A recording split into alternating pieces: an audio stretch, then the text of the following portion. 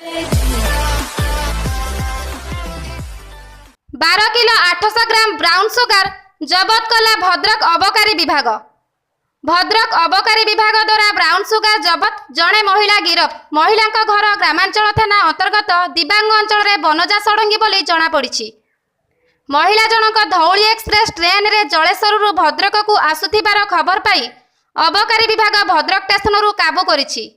बहुदिन है दिबांग अंचल में ब्राउन सुगार कारोबार चली आसुथिला, जहाँफल आखपाख अंचल छोटू बड़ समस्ते निशाशक्त अवस्था रोते।